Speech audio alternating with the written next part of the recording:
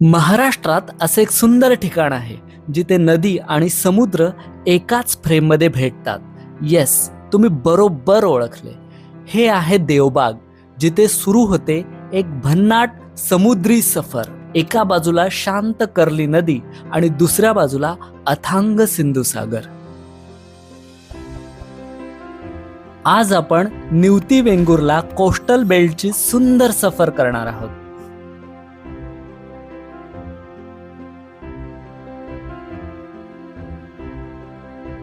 मित्रांनो, हा आहे ब्रिटिशकालीन लाईट हाऊस.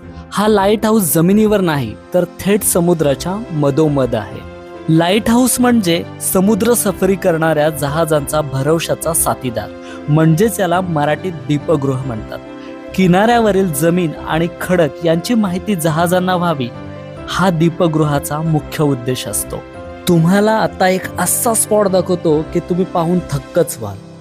हे पहा, या दोन मोठ्या उंच खडकांच्या मधून जाताना इतकं भारी वाटते की मी हे शब्दात सांगू शकत नाही. मित्रांनो, गोवामध्येही असा व्ह्यू मिळत नाही. आपलं कोकण म्हणजे हिडन पॅराडाईज आहे बॉस. आपली व्हिडिओ सेव्ह करा, हे पाहिल्याशिवाय कोकण ट्रिप कंप्लीट होऊच शकत नाही.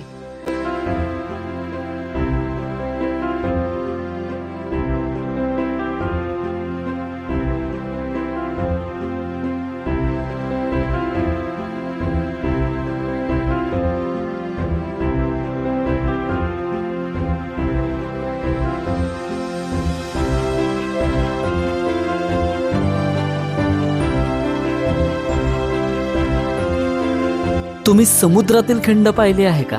निवती वेंगुर्ला कोस्टल बेल्ट मधील रॉक व्हॅली म्हणजेच या टुरिझम मधील केंद्रबिंदूच आहे. हजारो वर्ष लाटा या खडकावर आदळतात.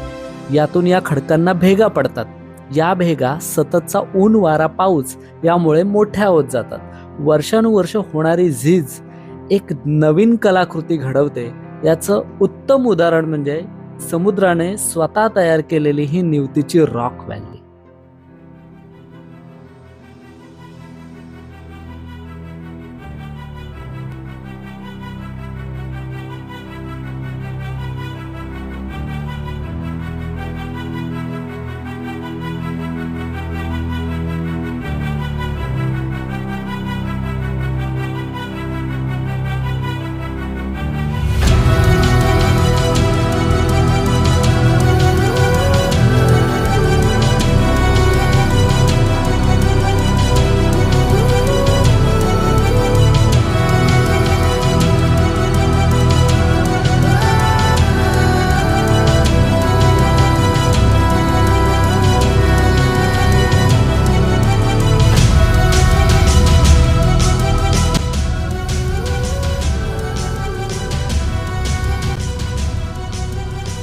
मित्रांनो, हे आहे नवीन लाईट हाऊस. आपण हे फक्त बोटीतूनच पाहू शकतो, पण इथे एक असं रॉक फॉर्मेशन आहे की जे पाहण्यासाठी लोक फार दुरून येतात. ते म्हणजे म्हातारीची चूळ. आम्ही पण खूप वाट पाहिली, परंतु आज म्हातारी काय चूळ भरायला उठली नाही. म्हातारीची बराच वेळ वाट पाहिली. शेवटी निराश मनाने परतीचा प्रवास धरला.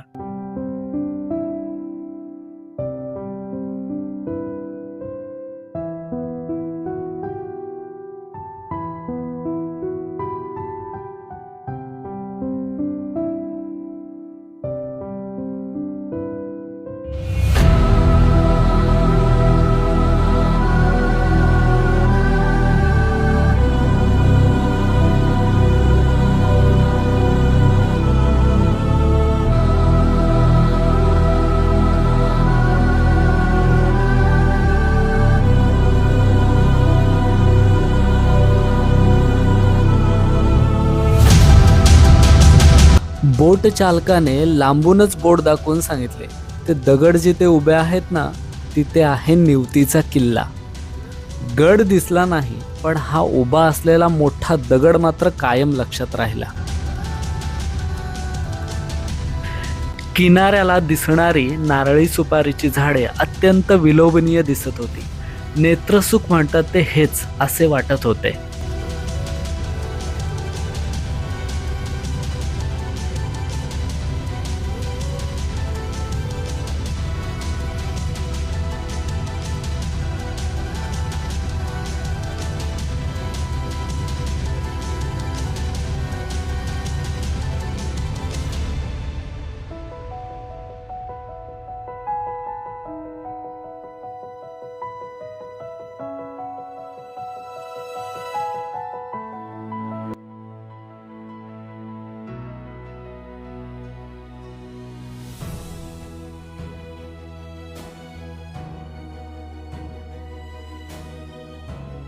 थोड्याच वेळात आम्ही सुनामी आयलंड जवळ आलो.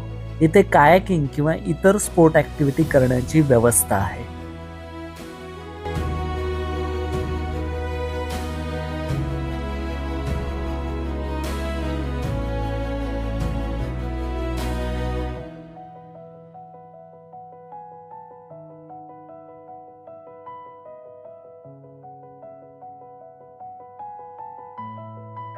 बोटिंगचा मनमुराद आनंद घेऊन देवबाग बीचवर आलो. इतका स्वच्छ आणि सुंदर किनारा माझ्या पाहण्यात नाही. समुद्र, खडक आणि शांतता. देवबाग निवती फक्त जागा नाही, हा एक भन्नाट अनुभव आहे जो आयुष्यभर लक्षात राहतो. आणि हो, तुमचा आवडता बीच कोणता हे मला कमेंटमध्ये नक्कीच सांगा. थोडी मौज मजा करून आम्ही स्टे केलेल्या महापुरुष होमस्टेला आलो. तेथेच पेट पूजा आटपून माघारी निघालो.